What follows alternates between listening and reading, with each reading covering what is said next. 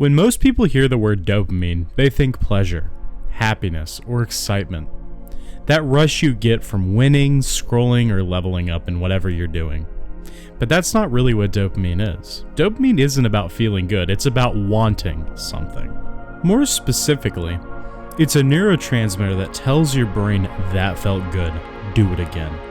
It's not the satisfaction itself, it's the anticipation of it. The expectation, the craving, and more specifically, the drive. This is important because it means dopamine isn't the reward, it's the hook. It's what pulls you towards a behavior. It's why scrolling through your phone doesn't feel amazing, but not checking it feels uncomfortable. It's why you open TikTok when you're bored, then realize that you've been locked in for 40 minutes without actually enjoying most of what you just watched or remembering it. That dopamine is what's at work. It's not giving you pleasure, it's stringing you along with the promise of pleasure. Over time, that anticipation loop can override everything else going on inside of your head. It reshapes your focus, it shortens your patience, it teaches your brain that novelty equals reward even if there is no substance. So now that we know that dopamine isn't about pleasure, but anticipation, what do we need to ask? First and foremost, I think it's important to understand who's controlling what we anticipate. Because dopamine, specifically your dopamine system, doesn't just fire on its own. It responds to its environment. And in the modern world, your environment is engineered. Every swipe, every like, every notification badge, every new post at the top of your feed, all of it is designed to trigger a dopaminergic response. Not once, not consistently, but randomly. This is at the crux of what's called the variable reward system, and it works exactly like a slot machine. You pull the lever, and sometimes you win, sometimes you don't, but your brain keeps pulling because the possibility of reward is more powerful than the reward itself. Instagram, TikTok, YouTube Shorts, Twitter, all of them use the same psychology. They don't give you content. They feed you an endless stream of novelty and inconsistency. That unpredictability, that's what keeps you hooked. You never know what you're going to see next, so your brain keeps checking. You keep chasing, you keep reaching, and your brain tells you to keep scrolling. Now here's where I want to differ from a lot of content creators. It has nothing to do with quality. It's about the dopamine efficiency. These platforms figured out how to stimulate your brain. Many psychologists were hired in order to curate and fundamentally design the best project without giving you anything real. Just enough reward to keep you locked in, and just enough uncertainty to make you feel like you're choosing to stay. But you're not. You're being conditioned. I want to start off by saying that I graduated with a degree in psychology, and that I've been a long-time gamer. I'm someone who enjoys a video game. I love Zomboid, I love Tarkov, I love War Thunder. I love all of these games which attempt to absolutely take away your time without you really realizing. Now, I say this not because I think you, the viewer, would find it interesting. I say this because I think it gives me a level of credibility. Because I've engaged not only in the studies and the clinical side of research as to what psychology really is, but I've also been at the receiving end through the gamification of many titles that I enjoy playing. I've both been the individual doing the experiment and the individual being experimented on. I've seen both sides, and that's what prompted me to make this video. So now that we have that out of the way, let's get into what addiction is, or gaming and gamification. If you've ever felt addicted to a game or burned out from chasing progress in one, you've felt dopamine conditioning. Games are dopamine machines. When I said I was being experimented on, I was not being hyperbolic or pedantic. And I don't just mean the addictive ones. Even well-designed games, especially well-designed games, are all built around what are called feedback loops. You take an action, you get a reward. You level up, you unlock something. You feel like you earned it.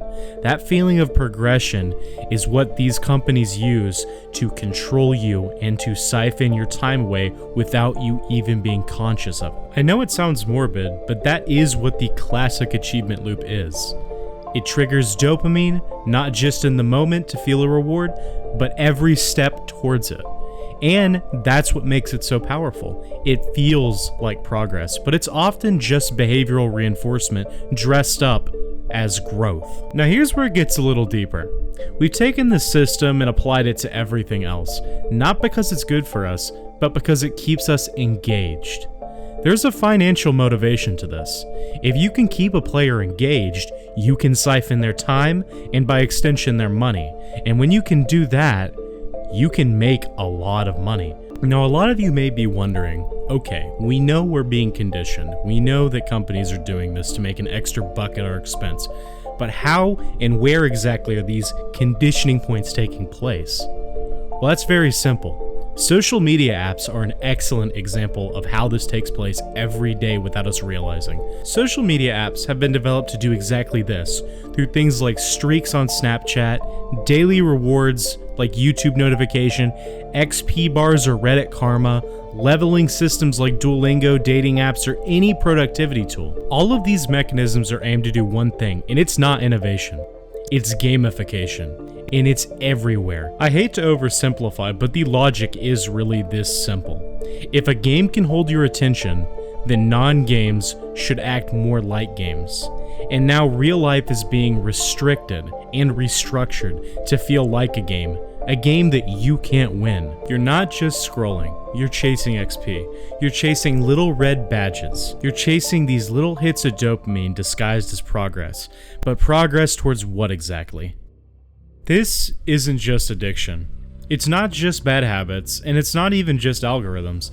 It's a systematic assault on your attention. A war for your focus, a war for your behavior, and more importantly, a war for and on your neurochemistry. And it's like any war. There are winners and there are losers. Every major platform you use is in a race to keep you watching, to keep you scrolling and checking and reacting. YouTube is no different from this. Even right now, you are being conditioned to click on the next video, to watch, to keep spending time on whichever platform. And they're weaponizing it because it makes them money. Ad revenue sells. They don't just need control of your body, they just need control of your impulses, and that's what makes this so dangerous. This isn't a conspiracy. It's a business model. The longer you stay, the more you engage. The more you engage, the more data they get. The more data they get, the more precisely they can target you. Not just with ads, but with behavioral influence. They aren't just selling a product.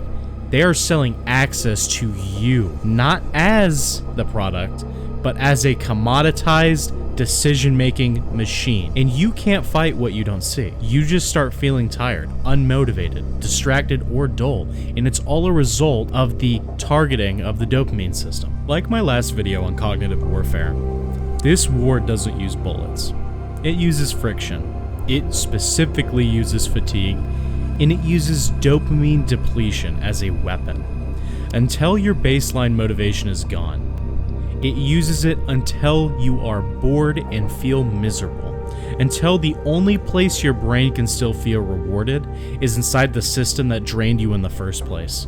This is a trap, and that's why this isn't just about personal productivity or screen time.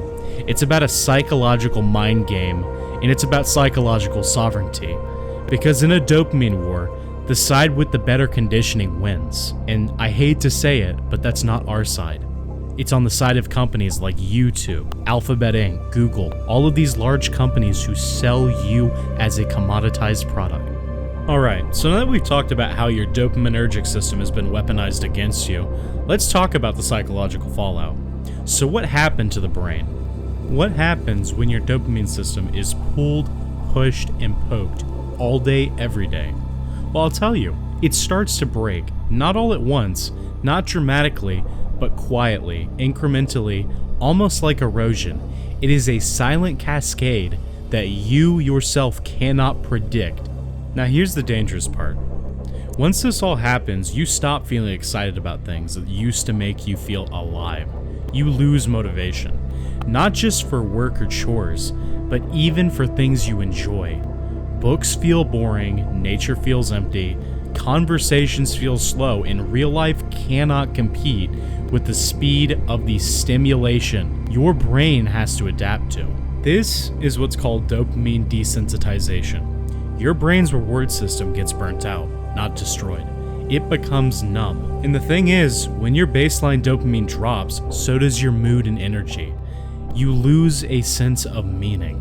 And the worst part, you don't even realize it's happening. You just feel off, like you're drifting. Like you can't focus or care or connect. So you check your phone again and again and again. And it helps, but only for the moment. Then it makes it worse when you put your phone down and inevitably realize that the task you were just doing stopped existing for a split second to you.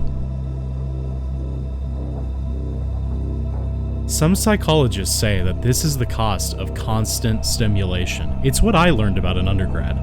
I learned that it doesn't just steal your attention, it drains your ability to want. And when you lose that, you lose something human. You stop being yourself. Here's the truth. You can't beat the dopamine war. You can't even beat it by just trying harder, because this isn't a willpower problem, it's a design problem. And to fight it, you need to change the environment your brain is responding to. Now let me be honest with you for a second. You don't need to quit everything cold turkey. You don't need to delete your apps or go on a social media hiatus like every single psychology influencer would have you believe. But what you do need to do is rebuild that gap between impulse and reward. Stop watching short-form content. Engage with something like this YouTube video, which is long-term content, something that makes you think, that makes you build up to the actual point. When you move away from things like TikTok, Instagram Reels, you'll understand that you don't need that in your life. You'll understand that those short-form content bricks are only there to sell you as ad revenue, to sell you as a profile point. So now that we've talked about the problem and an abstract way of how to fix it, let's talk about actual things you can do. So think small. Turn your screen to grayscale. Remove the color cues that your brain associates with reward. Turn your notifications to batch mode. Don't let your phone drip feed you attention all day. Look at it at one time and actually engage with it. Move all your apps off of your home screen. Whether you realize it or not, those apps are designed in such a way that you want to click them to get that dopamine hit of what could be on there. And let's go a little deeper here. Set dopamine anchors, things you do daily that don't give you instant feedback, like reading, walking, or writing, or even meditation. Pick something that won't feel good at first, because your brain's reward system is desensitized, but over time, these dopamine anchors will help build up and retain your baseline. This isn't about punishment. This is about deprivation. This is about fixing and rectifying your desensitized dopaminergic responses. It's about reclaiming your agency as an individual. It's about choosing where your attention goes instead of letting the loudest app decide for you. Like I said earlier, you won't win the dopamine war in one day. But the moment you realize that you're in it, you've already started fighting back. You're not lazy, you're not broken. You're just in a system designed to hijack your drive. But once you understand that, you can start to take it back. Thank you for watching.